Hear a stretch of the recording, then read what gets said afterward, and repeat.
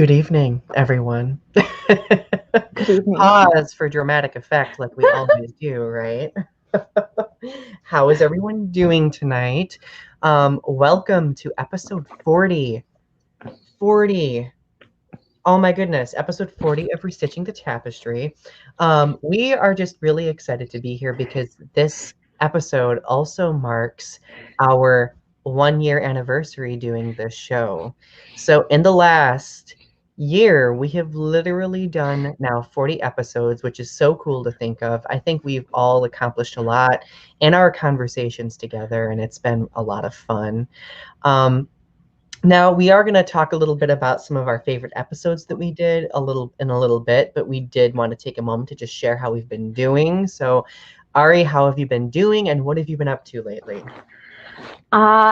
I have been doing a lot. I've been doing my tarot swaps for the Alleyman Tarot. I've been journaling. I've been spending a lot of time with my kitty cat. My sister went on vacation to Texas, so I took over the household for a couple days while she was gone. Party, right? Not so much. I know. For me, the idea of a party is a nice, quiet night in just writing, of course, which I'm And sure you watching can TV, relate, yeah. and watching TV. I am doing well also. I've had a pretty good past week. I've spent most of my week outside. I deserve some major straight points because I built with my bare hands a raised garden bed. Pretty proud of that. I, It's I had awesome. I had to have my dad help me saw the lumber because I was not gonna even try trifling with that. I was just like, Dad, help me, and he was like, Yeah, let's do it. So like it took us a day to do it and a day to like plant all the stuff. So now we have like this cute little enclosed raised garden bed with like a wire fence around it so the animals don't get to it because we have like really bad luck with squirrels. Like the squirrels at my house will destroy everything. So I've been living outside, just kind of being the little plant nymph that imagine myself being. So beyond that, I've also been doing a little bit of writing. I've finally gotten out of my writer's block and I've been um, I've been writing some poems, so that's always fun. So checking in to see who's here. We have Leo here, Mia's here. Hello, it's good to see both of you. Leo sent you an email, Ari. Yes, and I got it. I just haven't had a chance to respond to it yet. Um, so we just I don't know. We really wanted to take a moment during this episode and just reflect on the past year a little bit and share what our favorite episodes have been and why. And if you guys want to share in the comments too any favorite episodes that you've had, you're more than welcome to. Um, but before we immediately get to that, also just note, Happy Pride Month. It is officially Happy Pride Month. We're so excited. Woo. Ari, do you have any plans for Pride Month? Just being non-binary, bisexual, and proud. Me too. Just being super gay and super proud and angering my homophobic neighbors with aptly placed flags. Anyway, I need to get a flag. So I'm thinking I need to get a flag. do it. I'm contemplating getting a yard sign as well because the local area has like a celebrating pride at home like yard sign campaign. I thought about getting one. We'll see. Taylor, pen and proud. Woo! It's good to see you. Oh my goodness. But so looking back on the last year, we've talked about so many different topics. And Ari and I, of course, with every episode, we try to keep track of everything we've talked about.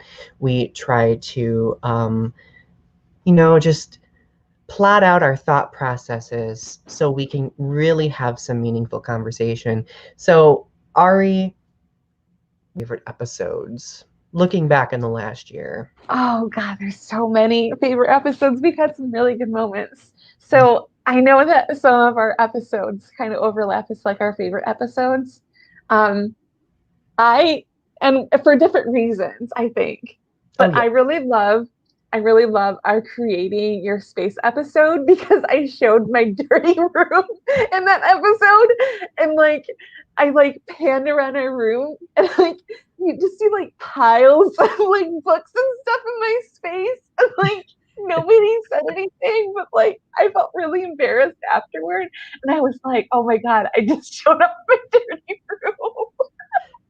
I felt the same way with that episode too. Like my office was cluttered and like I tried of making a vain attempt at cleaning it, but it of course still looked really cluttered. But it was just really fun being able to take everybody on a tour and to kind of model what our creative spaces are, you know. That is also one of my favorite ones. I have that marked as my second favorite. My top favorite episode, I would say, is the one that we did a couple of episodes ago, The Art of Journaling. That took the cake for me as being my favorite episode because journaling is one of my favorite things to do. And as writers, I think it's one of the easiest ways to get started with writing and to kind of create a routine for yourself with writing. Not that I always abide by that routine, but it was just a really fun opportunity to nerd out about the day-to-day writing that we get to do. I only like that episode because I get to show you every so often in the pre time before we do our episode, my journal and all of the creative like stuff I've been doing with my journal, and I like you're like just like nerding out about it. I am So nerding out about your journals because I aspire to your level of creativity when it comes to journaling. Because for you, journaling is like this multifaceted, creative, like, junction of different art forms. And I'm just like, I want to draw in my journals. I want to stick things in it. I want to write things. I want to, oh my gosh. Like, I usually just write like blocked journal entries, I really maybe. send you this. I have an extra journal that I should just send to you, and just like send you a journal. Well, The we cat the cat destroyed the like little elastic band on it because he likes to eat string, but I should just send you a journal. well, like I was thinking because Ari and I were talking, like remember when we were talking last week about mailing a journal back and forth and just kind of like doing like this little collaborative writing project like that. We could use that journal for that. That would be really fun. Maybe. I don't know, for some reason I've been like super obsessed with like mailing things. I don't know. Hey, I don't mind getting mail. Mail is if I can get more mail, like I am happy camper. Same Um here. Also one of my favorite episodes was a really good healing episode for me. The body image episode. That was like primo episode. I love that episode. I enjoyed that episode too. Taylor says, reminds me of the Notebook. Oh no, it would be like I would be like really punk rock in a notebook that I would pass back and forth with Donna. It would be super gay. It'd it be, would be it, it would be super gay and super angsty. and super artsy. I would literally be so angsty that I would paint my fingernails black before writing in it, just for fun. There would be nail polish in this notebook, definitely. This, Ari, this needs to happen. I I'm getting hyped up for this. So, um, my other favorite episodes that we did are a two-parter episodes. I loved episodes 2 and 3, putting the plus in LGBTQ plus. We get to have a very meaningful conversation about different communities that are a part of that acronym that don't often get discussed. And we probably will end up talking about that again in the future because it's so important. And during Pride Month, especially, I think it's important to remember the plus because our grouping of communities is so diverse in of itself, and we need to respect and listen to the voices that even in our communities typically get are not listened to as often, right? liked that because we did it in two parts, and we don't usually do two-parter episodes. So it was like we really went in depth about the community. Right. Well, I think we realized through that episode, the first episode, that I was like, this is such a very large topic to talk about, and it, like, to honor it properly, I think we deserved to give it that many episodes, if that makes sense. So Yeah, in order to just flesh it out properly, right. what is your other favorite ones? I love our poetry episodes that we do. The first one was pretty good, but I think I liked the Jared Morningstar episode better because it was like the first time we had a guest. Second of all, like having a guest on was just like super good. And I was just like super in awe that we had Jared Morningstar on. Like Tell he's me just about it. so much fun to have on. He I just was like, I uh didn't say very much that episode just because I was just like super keen. well, and what really makes me nerd out is Jared still tells me from time to time that that episode was like his favorite, like, public reading that he's done. So, like, I'm just like, woo, we have that title. That was really fun, though. We really do enjoy doing poetry readings because, well, us both being poets, we typically nerd out about such things. So, Yeah. um, that is one of my favorite ones also. I think I already mentioned the art of journaling, right? My other favorite one that I really enjoyed was let me find it here. I really loved the Godzilla movie review one that we did.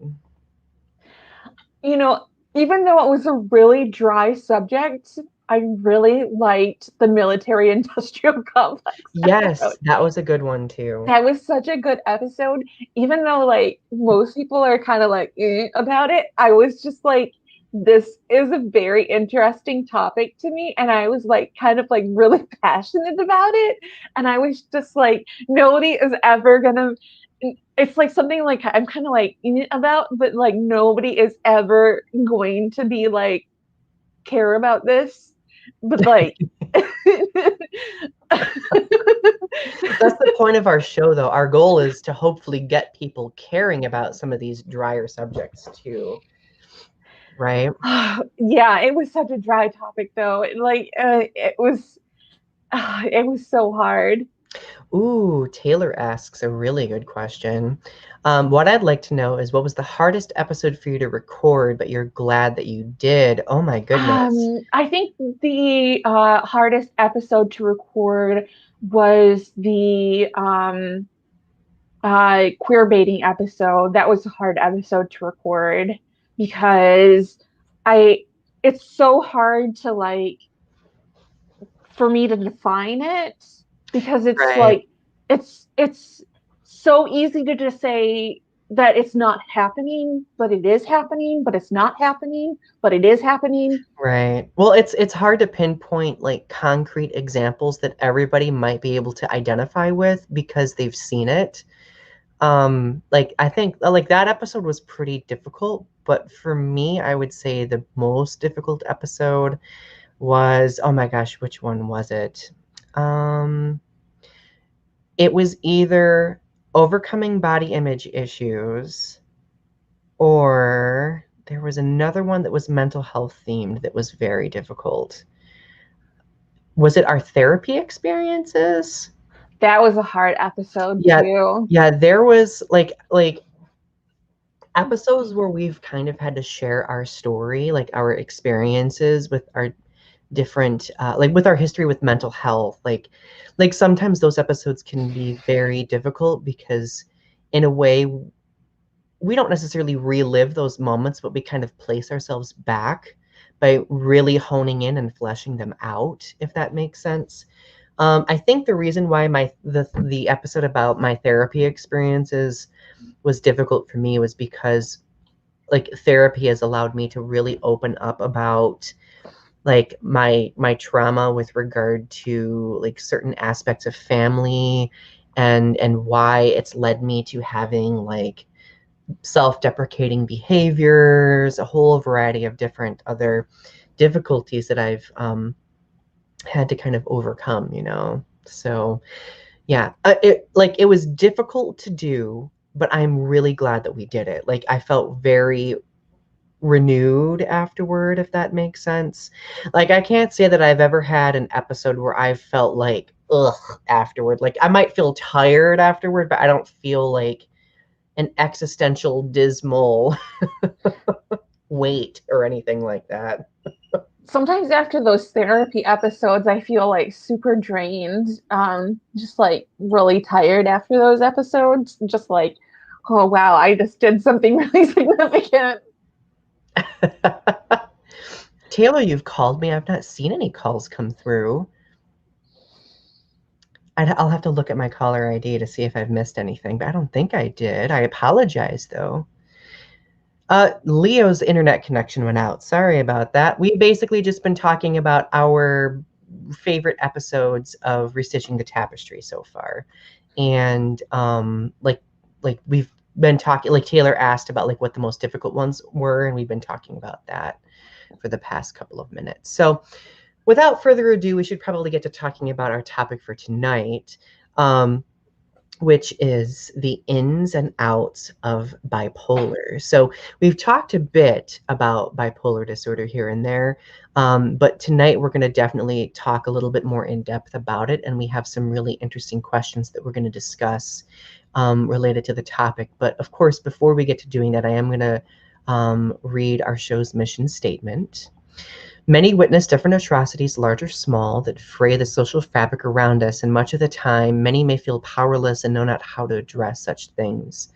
This fray has gotten worse with the rise of social media because we're all able to share in this trauma as it goes viral, and we're all able to experience this collective grief on a mass scale or collective outrage on a mass scale.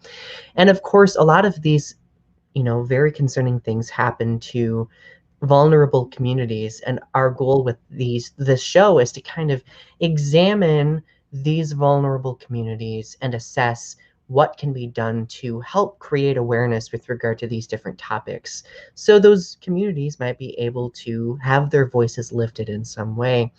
So our goal is to restitch that tapestry together through conversation, creativity, action, and education. So as we are learning throughout this process, we're hoping that you're learning with us as well. So let's see. Taylor says, you guys talking has soothed the babe to sleep. Oh, Ari, we are talented sirens, basically. Well, maybe not sirens. That's kind of morbid, I guess, if we look at the mythology. But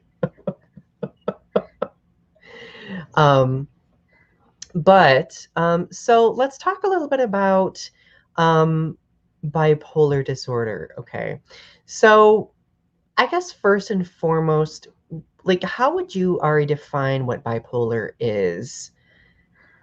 So for manic stages, it's like being jumpy and wired, having an overabundance of self-confidence and like well-being, a decreased need for sleep, unusually talkative, like pressured speech, racing thoughts, distractibility, also like paranoia, um, I, sometimes they have hypersexuality, uh, um, bursts of creativity, uh, uh, just they're kind of racing thoughts, um, uh, just they're they're they're up. Right. It's like kind of like this hyper, like this, I don't want to say it's just like this hyperized state in a way, like an elevated, really hyper focused state in a way. Mm-hmm. It's not just because when people think of manic, they think like they're going into like a rage because that's kind of what Hollywood has made them seem as like when you're manic, you're like you just flip to being angry and like you're just, but it's like no, it's just like it's like I gotta go, gotta right. do this. Well, and what makes it insidious is for a lot of people, it sneaks up on you. Like sometimes it can be so subtle and gradual that it just seems like a, It just seems like, general and shift in mood. especially if you've been like bipolar one, which there's a distinction between bipolar two and bipolar one.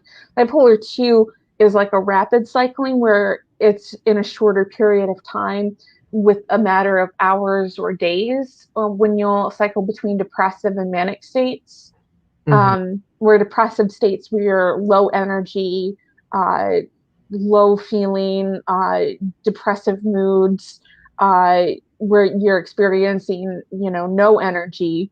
Um, uh, if you've been depressed for a long period of time in bipolar one, all of a sudden you'll feel a burst of energy. You'll start to feel what you'll think is normal again, and these bursts of creativity. So they'll think, oh, I'm starting to come out of my depressive episode.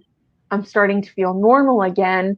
I'm having this bit of creativity. They'll think, oh, this is normal. I'm coming out of it. So Mm-hmm. they'll think, I'm fine. Well, really, what it is they're moving into a manic phase.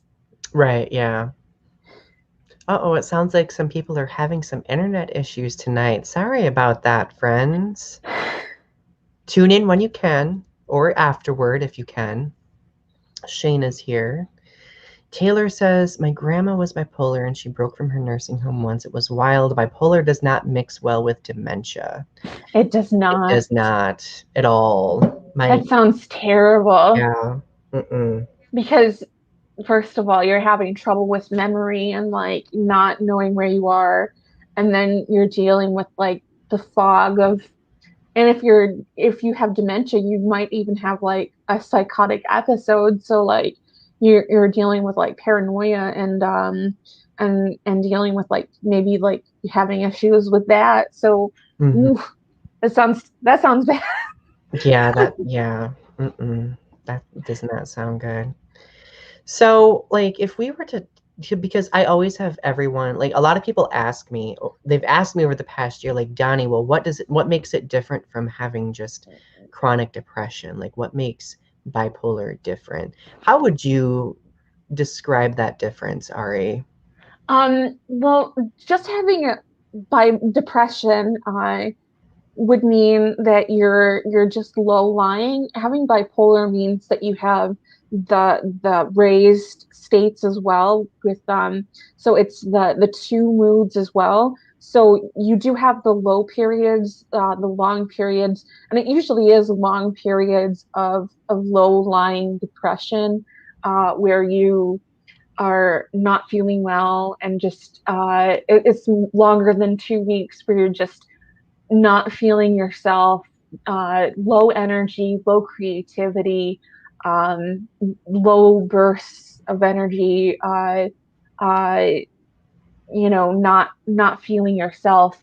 But then you'll come out of it and you'll have this manic state where you have the bursts of energy again. And like I said, with the symptoms, so you'll have that raised state where you're euphoric, where you're feeling on top of the world, like you can do anything. And it's more than just feeling happy. It's it's almost to the point of where you're like wild. It's like uncontained. Like it's to the point of where you're spending thousands of dollars online, or you're gambling all of your money away, or you're cheating on your spouse because you have hypersexuality, or decide in the middle of the night that you're going to drive across state lines. Or like these are examples of things that have happened that I see people do all the time. Like, or you're going to or you're going to get in a fight with your family and destroy all of your family ties because you decide that your family is not worth knowing anymore because you've decided that they're all toxic and they're out to get you. Mm-hmm. Like these are things that you feel when you feel high and you're just feeling on top of the world and like nothing is going to stop you and this is your time to shine and it's all now. Yeah, yeah, I would say that definitely describes it very well. And like it's like this domino effect I've noticed. Like it seems so gradual, like I was mentioning before, where like it starts with one thing and then it like kind of just snowball effects into like this larger thing. Like I know for me personally, like I will like go from like questioning something that might not seem right to going and becoming very paranoid about it to the point where I will like change my processes and my routines just to kind of shake away from like this unsettled feeling. And sometimes those ways that I shake those processes and routines can be toxic for myself and sometimes pushes people away. It can be really scary sometimes, especially when you're in a mental state where you can't rationalize yourself through it. I Right. always know that I'm in a manic state when like rationalization is not a thing. Like I can try my hardest to rationalize in every way possible, but one side of my brain won't acknowledge it. It'll just keep focusing on like that like adrenaline, that feeling, you know? You'll try to rationalize it, but it won't make sense. Like it just it, like here's what I do when I'm in a manic state. Uh um Mine almost borderlines on schizoaffective. Hmm. Uh I'll I'll hear messages from my radio, and it's almost psychotic. Um I'll hear messages from my radio, or I'll see cars that'll be leading me in a direction, and I'll say, oh, this is leading me to a certain person. And I'll go, oh, this makes perfect sense. I should follow this. Hmm. uh, because because uh, I feel really good right now, and I know exactly what I'm doing, and this is I feel really amazing right now, and I am in love. I am synced up to the synchronicities of the universe. And the universe is telling me that I need to follow these signs, and the signs are telling me to go this way. So I need to follow these signs. So our brain, yeah, our brain compartmentalizes and rationalizes it based off from that manic state, you know, that like that hyper elevated state. It's such an interesting, it's a very interesting process. I know for me, like it's all like I get like super hyper focused on people's mannerisms, their tones, their actions. And Oh my God. yeah, in my mind, like I might be like, my boyfriend didn't give me a kiss on the way to work today. And if I'm in a manic state, it might snowball effect to, oh my gosh, he doesn't like me anymore. He's seeing somebody else. And you may Um, actually have overlapping symptoms of borderline personality disorder, hmm. because that is an overlapping symptom. Hmm. And we should talk about that for a second, Oh yeah, for sure. because there is actually an overlapping, um, there is strong overlap with people with bipolar and borderline personality. Um, with But usually, people with borderline personality disorder and bipolar, they have the mood swings, they have the inappropriate anger, they have low self-esteem and reckless behavior, and they have some unstable actions. But people with borderline personality disorder, um, they they have um, symptoms often related to personality conflict, and they do more self-harm. They have more fear of abandonment Hmm. than they do people with bipolar, and they have more constant mood swings than they do like there. It's like there's it. I mean, it's like bipolar too. You have constant mood swings, so it's tricky. It's Well, tricky to it's like you have constant mood swings with like so it's tricky. Like you either have bipolar 2 or you have borderline personality disorder, but like one is like a mood disorder and one is a personality disorder. And so right. it's you that's why it's good to see a doctor to get that distinction of, is it borderline personality disorder or is it bipolar disorder? Because but there's and there's also a sense of like disassociation with borderline personality disorder, um, because you can't handle certain aspects of life. Like all of a sudden, you'll just like um, have trouble dealing with what's being presented in front of you. So you all of a sudden you'll just like disassociate, and you'll disassociate for long periods of time. Mm-hmm. That's often associated with people with borderline personality disorder. They just have a hard time with that.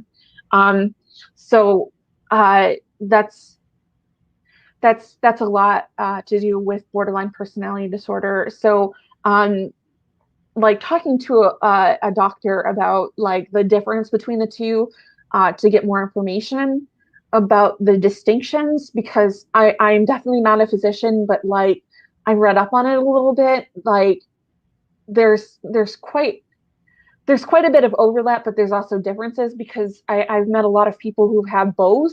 Mm-hmm. um there is overlap, but like it's not exactly the same, but it's quite a Right. bit the same.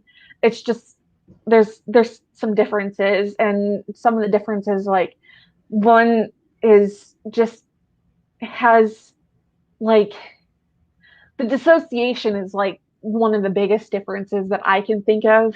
Mm-hmm. Yeah, that's super interesting. I know for me, like when I realized that it was something more than just depression for me, it was when I had one of those like episodes where like, there was like paranoia involved.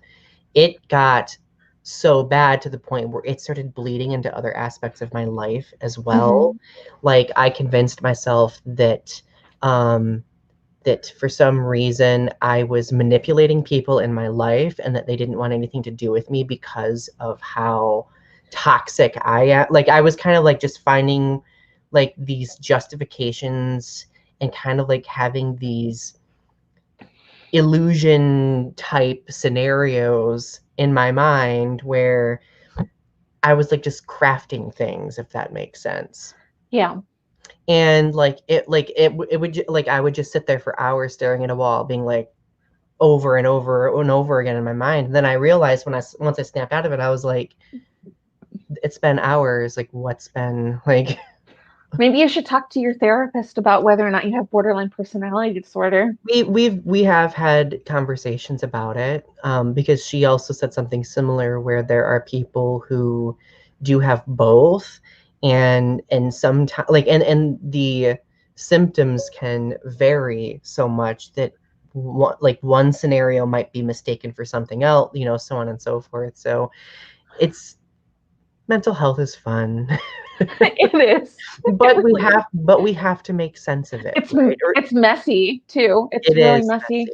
Alyssa's here. It's good to see you.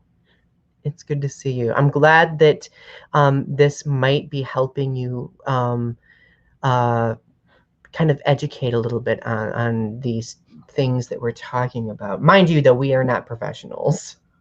Yeah. But we have like obviously had our experiences and we've done our research. We both attend therapy, so on and so forth. And And I'm a member of some bipolar support groups that have talked about it in length. And I have some background experience with people who have had it. So I've been diagnosed for the past, I'm around in the year 4 now. So I've been in the community for about 4 years. So uh, yeah, it's and it's I've been been just around. under a year for me. Yeah. Lagiacris is here. It's good to see. We've been talking about bipolar so far, and we've been talking about our favorite episodes. So, Um, so there's also some overlap with bipolar disorder and ADHD. I don't know if you recognize this as well. Um, Sometimes people with bipolar disorder also have ADHD.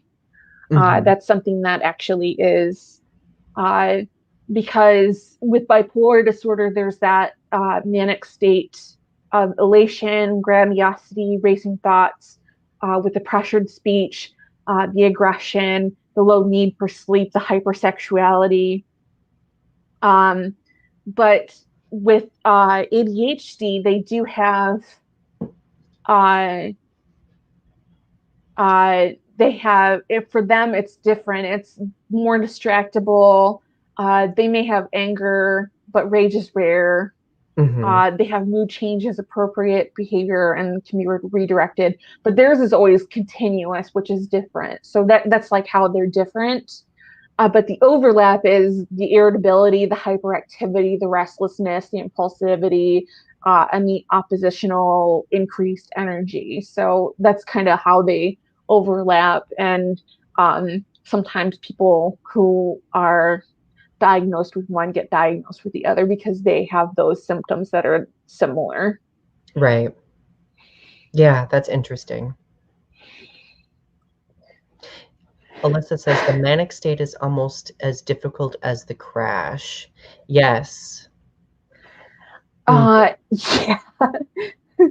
I've been hospitalized what is it, 4 times now? And I the the manic state, uh the first time I was hospitalized, the manic state lasted probably about 3 weeks. And I was psychotic during my first time, and the drugs weren't working. They had to keep upping the drugs. And when I finally crashed, uh, it was a big crash.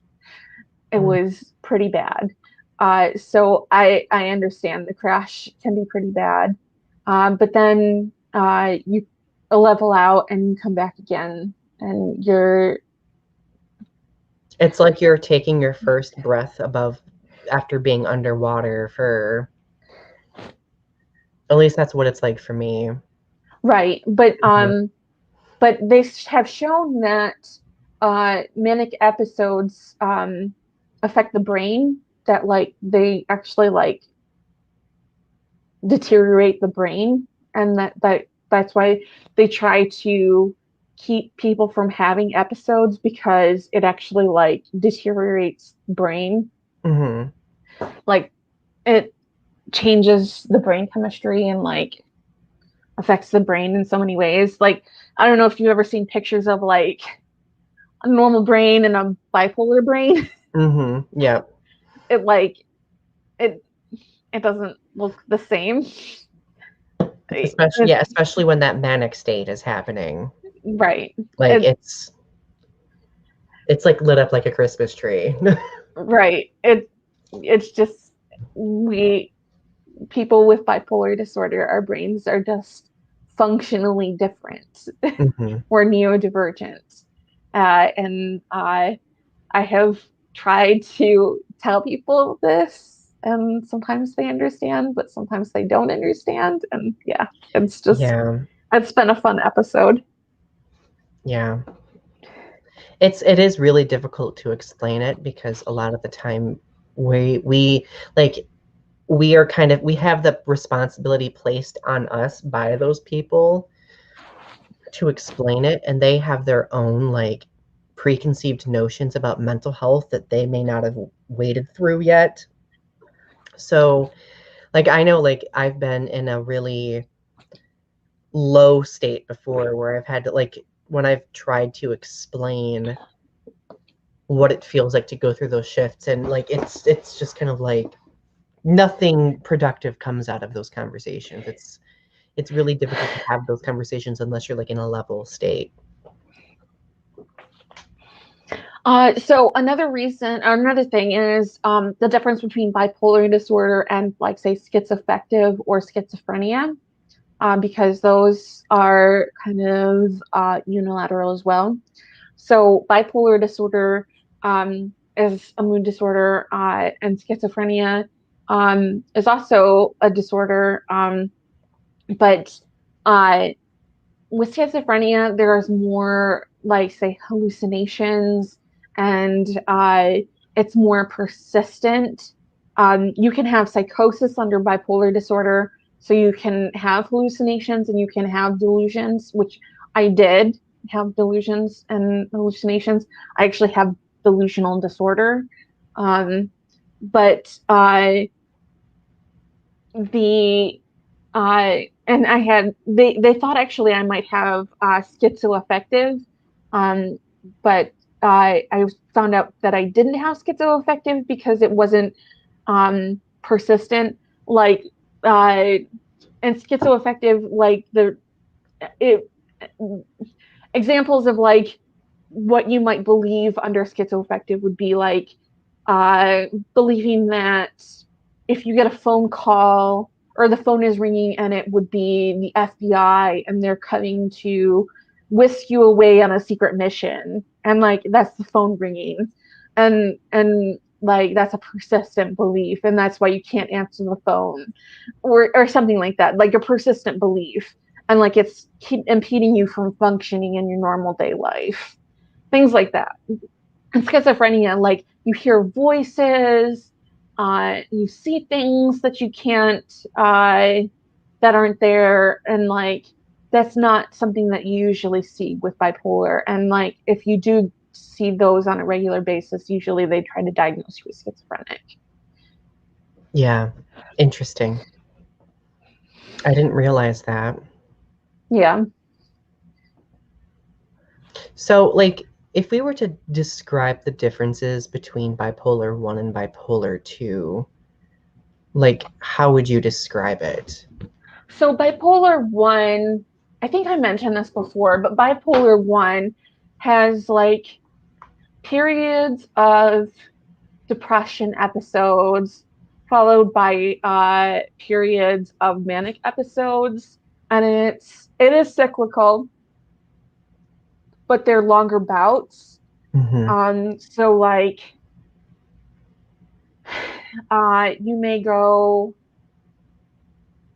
let's say you go, like for me it's been a year since I've had an episode, or a year since I've had a manic episode, but I've had depression episodes in the meantime. So I've had a depressive state, oh, for the past like 4 weeks, say.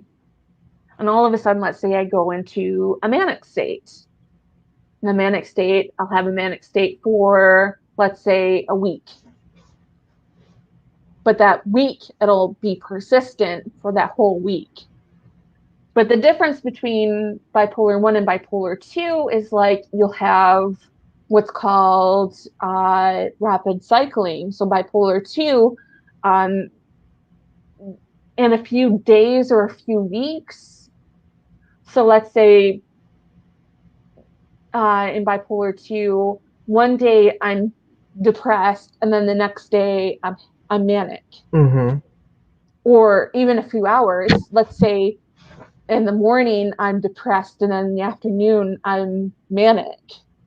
Yep. Or you have what's called mixed episodes where at the same time I'm feeling manic and depressed. And those are very dangerous because you can be feeling suicidal while being manic. So you can be like up and down at the same time. And those are like extremely dangerous. Yeah. Uh, you have to be monitored for those. Like all of these things, manic episodes, depression episodes, all of those things should be monitored anyway. Especially if you're extremely depressed and you become suicidal. But like mixed episodes are probably one of the most dangerous that I've seen because you're so um, irregular, and like you're just, it's so uncertain what you could be doing, and like you're depressed and you're up and you could be acting erratically, and like so it's so uncertain what you could be doing. So it's just, it's like people are more likely to commit suicide during a mixed episode than any other episode from what I've heard. So it's just like they always say what's more dangerous, bipolar 1 or bipolar 2. And like people always say bipolar 1 is like the more serious one because you have the extreme highs of the manic episodes. But for me, I think that like um Bipolar 2 is more scary because the mixed episodes of Bipolar 2 are like really scary, and like you can have like that like rapid cycling or like the mixed episodes. Those are really scary to me because like you don't know what you're getting, like it's that mixed bag. Yeah. And like I just it just seems really scary to me. Like That I, like last year, what actually got me started on taking medication was a mixed episode that I had. And like I remember I immediately, like, I very quickly told my therapist about it. And she was like, well, we need to talk, you know, like. And I just remember I did feel like this kind of like high, but at the same time, like I like my mind was just in like this cycle of like suicidal ideation constantly. Like I was trying to rationalize many different ways or reasons why I should not be here anymore. And I remember during that time you and I had talked too, because I remember you were checking in on me. But I've only experienced that maybe a couple of times, and it was really scary. And it only like it was like within the span of a day. and it happens so fast. Yeah. And like that's what happens with mini episodes and like these mixed episodes. They just it's so fast. And Mhm. then it'll and people think that like it doesn't go away fast either. Like it's just like it's persistent, but it just as quick it goes away. Yeah, exactly. So, Alyssa mentions the sudden pressing urges to inflict self-harm like a sick excitement. You're so angrily happy about the thought of doing it. That's when it gets scary. Yes. Like Hmm. when you can pinpoint that there are like conflicting emotions that are leading to the same rationalization, that's when it gets scary, because you're not really sure how to act on those, divergent emotions that aren't really supposed to correlate with one another. Sheena says, I wish I could talk to my dad about this. I want to help him. Um, it can be very difficult, especially if we're talking about people who are a part of a generation who aren't accustomed to talking about mental health. If you want more information, there's also the National Alliance for Mental Health, NAMI. NAMI has Mhm. resources that will help you learn more information about bipolar and how you can help, um, like what you can do to reach out and help them. If you want to learn more information, they have resource packets, and if you if you're serious about it, they do have resources for you about how you can help them during an episode. That's what my sister did when she was helping me during my first minute episode. She looked up on NAMI, and they have good resources about what you can do to help somebody when they're struggling. And she said that it was a great resource for her, and it is a really great resource. So I definitely recommend that you use NAMI. I'm going to put the link to it in the chat box for your reference. There you go. Yeah, like it is important. Like, I mean, even if you feel that you might be struggling with it yourself or know other people who are, like, just knowing where those resources are can be very, comforting in a way. And the truth is, whether you have somebody in your life who is struggling with it or you yourself are, like, it can be a very isolating feeling. And Could we also, just as a disclaimer, if you are feeling suicidal or feel as though you're going to hurt yourself, reach out to a suicidal helpline. yes, 100%. And I'm putting the number in the chat box too for everybody's reference. These will also be in the comment section or the description section of this video, but that number is to the National Suicide Prevention Lifeline. There are also other lifelines out there that correlate with like specific trauma. or like specific communities. Like I know I've personally used the Trevor Project's calling service for LGBTQ plus people before. Um, it's really helpful to have those different bits of contact information on hand in case you may need it. I have the number for the National Suicide Prevention Lifeline and Trevor Project in my phone at all times. So because it's just kind of peace of mind knowing that if my mind does go there, I do have a number that I can immediately call and have somebody objective have a conversation with me. Um, Another reason why I do that is because like I really worry personally about talking to people close to me sometimes because I've like my therapy has really helped me understand how my own mental health can also affect the people around me, especially people who may not know how to handle certain bits of information. Like it might be unsafe for me and unsafe for those people too. So it's good to have those resources at hand.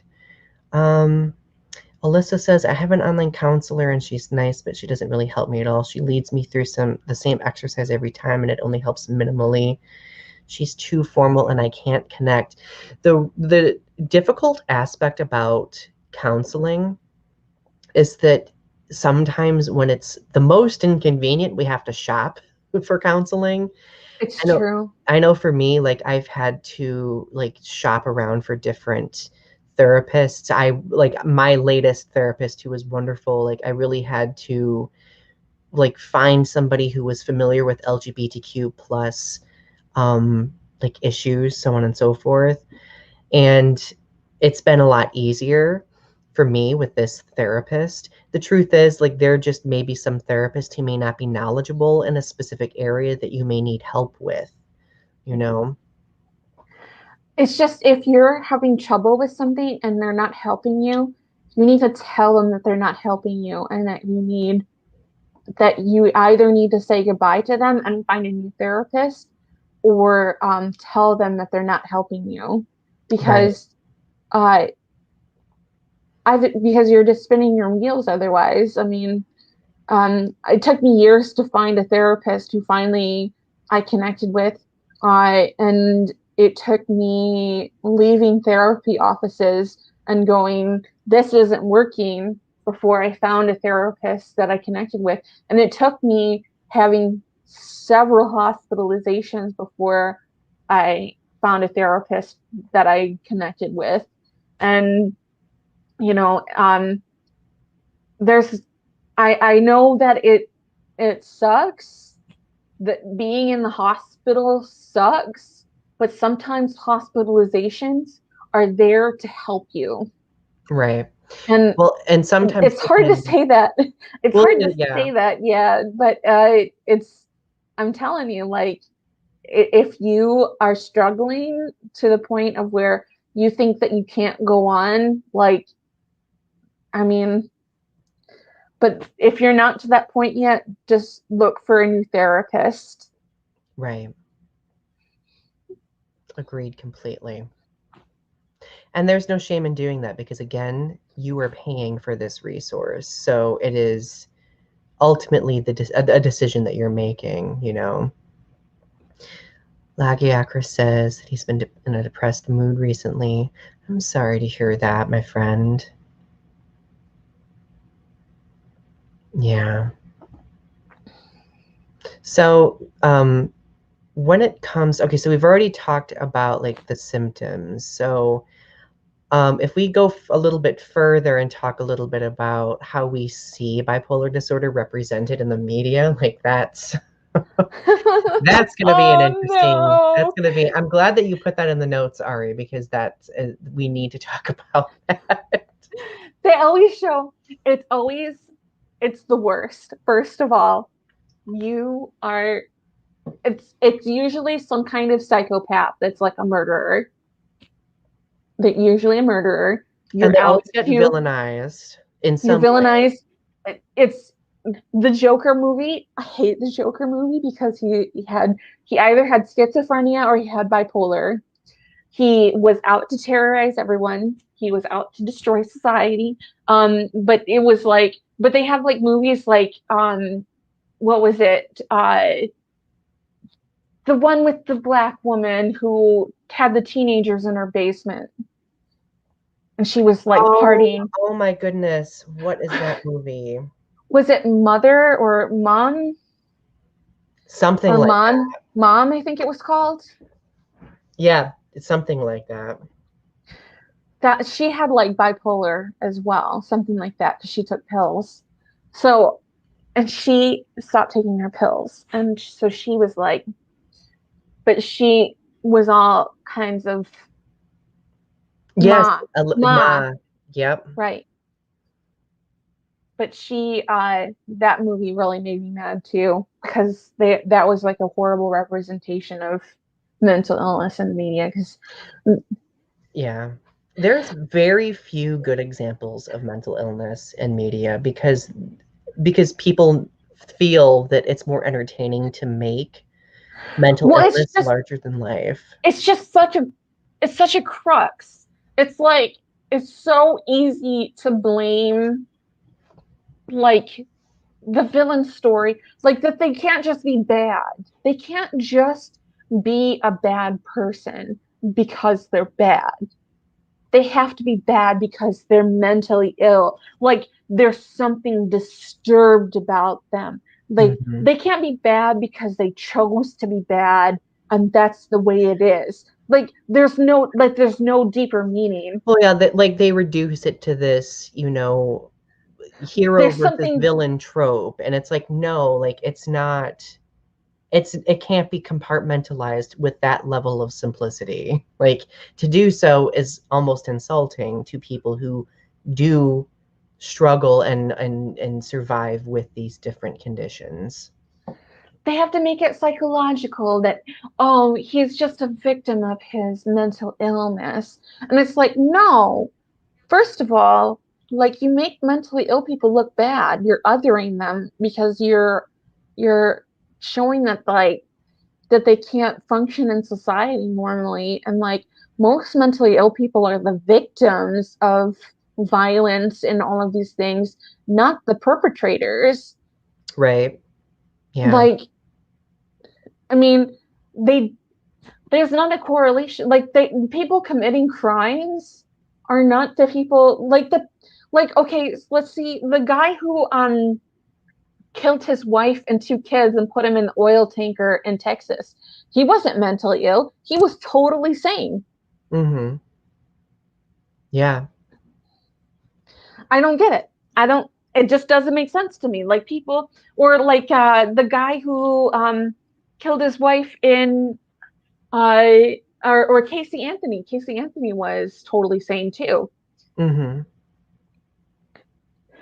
Well, it's Like because there's this correlation of evil being connected with mental illness, and it's not dissociated at all. Like there should be more conversation about how a person with mental illness does not necessarily have to be a bad person. but what I'm saying is the people who do the crimes in our world are not bad people are the people who are doing crimes are not mentally ill. They're Mhm. just bad people. Like Right. they don't have a reason, like they don't have a mentally ill reason for doing it. They just have a reason for doing it. Well, and the truth is, like, I think societally on a mass scale, we're always trying to rationalize why bad people do bad things. So the immediate rationalization is, oh, mental health, mental illness. And it's like, but that can't always be the rationalization because most of the time with these people like this, it's just them being bad and acting on in bad ways. Right, because they're evil, because Yeah. they've done bad. It's oh, Because it's to me it's just lazy to say it's mental illness. It's just it lazy. is. It is 100%. So, oh, thank you, Shayna. That was very kind of you to say. That's one of our goals to try to normalize these types of conversations. Rogue Agent is here. It's good to see you. So we've already talked about rapid cycling in mixed episodes. Do we want to finish off, Ari, with talking about medication a little bit?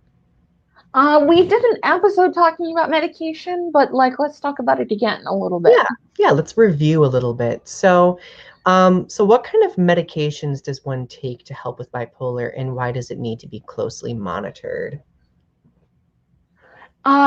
So it needs to be monitored because mood changes are so like they happen so often, and like if you go through a depression episode, you may come out of it, and so like you may need to go off depression meds, and Hmm. like for me, that's what happened. I was on depression, and then I came out of that depression. I need to come off the meds, so like I needed to go through med changes. So I see a actually I missed my appointment this week with my psychiatrist, and I need to call them on Monday. But regardless, you need to see a psychiatrist every so often to keep your meds in order when you have these illnesses. Uh, it's just like with schizophrenia too. Like when you're schizophrenic, you need to kind of keep in touch with your psychiatrist to make sure that the meds are working and that you're keeping in balance to make sure that you don't have an episode um, to keep yourself straight. Uh, the classic bipolar drug is lithium, but Mhm. lithium requires a lot of blood work. You actually have to have blood drawn to, and you can actually overdose on lithium. Like it can, you can have too much lithium in your system, and uh, you can have a lot of problems if you have too much lithium in your system. So it's it's a problem. They don't like to prescribe lithium anymore unless you have problems with the other drugs. Um, they mostly Depakote is the one I take. That's a drug that bipolar people are taking. Cymbalta, that's a drug too. Um, oh, there's another one. It starts with an L. I can't remember. But Lexapro? No. Is it Lexapro? no, it's like Lagacretius or something. Hmm. Lagapro or something. I know for me, I was put on Effexor first, which is also called venlafaxine, and Mhm. um, my doctor like was very adamant with me. She was like, Donnie, like we need to closely monitor this medication because she like because I like my greatest fear was like I didn't want to have to be on a medication that made me like a zombie for a while, you know. So Effexor also boosts it only not only boosts serotonin, but it also boosts adrenaline, and it also has like it's supposed to like balance the two in a way to kind of like alleviate mood shifts, and it worked very well, but I started having like some really frustrating side effects where it got to the point where I was like, gotta do something different. um And the side effects can be great, like a lot of bipolar drugs. And I've experienced this, have a lot of weight gain. I mhm. experienced 80 pounds worth of weight gain, and the average weight gain is about 50 pounds of weight gain. Um, that's a normal amount of gain on bipolar drugs. Um, it just it happens because it's slowing down. They don't know specifically what it is, but they think it's because it slows down your endocrine system, and Mhm. so your body's functions just change. It's interesting because like there are also some medications that will cause you to lose weight too. Like for me, like Effexor, because it boosts adrenaline, like I ended up losing close to 15 pounds. I wish. And part of it was also because I was nauseous all the time and did not want to eat. Like I had zero appetite.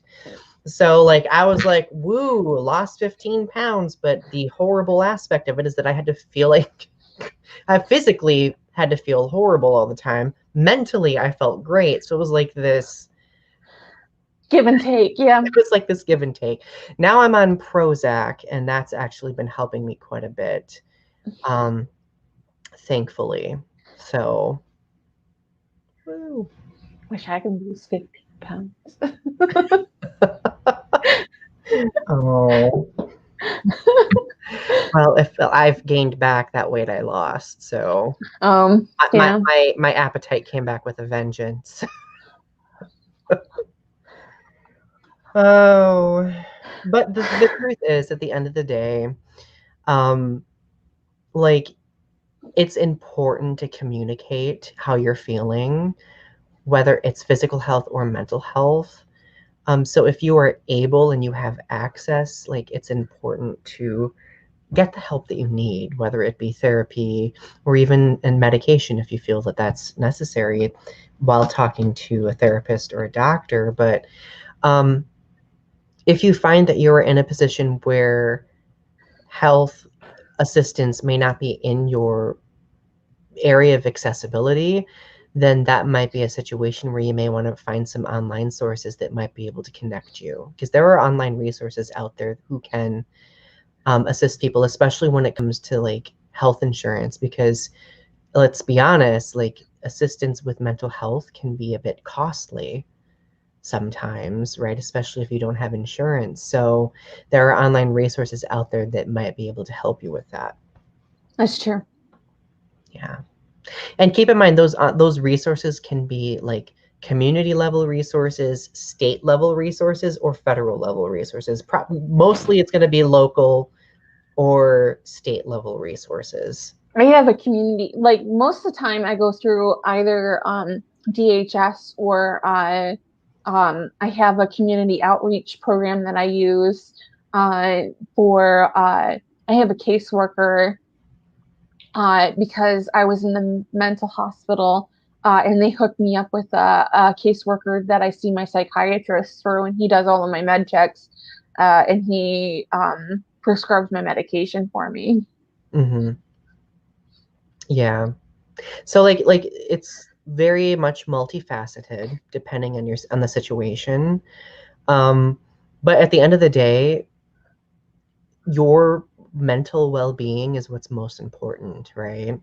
So like it can seem kind of intimidating or imposing, but at the end of the day, just remember that it's for your well-being. And I suggest if you have any question about your mental health, if you think that you have bipolar, or if you're questioning about whether or not you have any of the other uh, disorders that I described, by borderline personality disorder, or ADHD, or schizoaffective, or schizophrenia, like if you think that you have maybe one of those disorders, or uh, just like talk to your doctor, or talk to somebody about getting tested, um because the worst thing they do is they say, like, no. Because but they'll give you a test, like Right. you can get tested for it. Or at least they might be able to point you in a direction or provide a referral for you to. Because Right. I know for me, like I had to have like a referral done because the place where I go, they didn't have like the tools or like the test stuff at that location. So, and the truth is, even if you have to go into like a walk-in clinic, like if you don't have insurance, you have to go into a walk-in clinic, they might even be able to provide you a referral, which might be very helpful. Okay. So, oh, Sherry's here. Hey, Sherry. Hopefully, we'll have you. Well, not hopefully. I know we're going to do this. We'll have you as a guest on soon to talk about your your artistic Jerry should join project. me, and we should join the Lose 15 Pounds Club. I need to re-lose my 15 pounds too, so sign me up. You would think with all this gardening I've been doing lately, I would have by now, but oh well, it is what it is. Oh my goodness. I absolutely adore you all. It just feels so refreshing being able to just talk with one another and stuff. So Ari, do you have any parting words for the evening? Oh, Cabana Boy.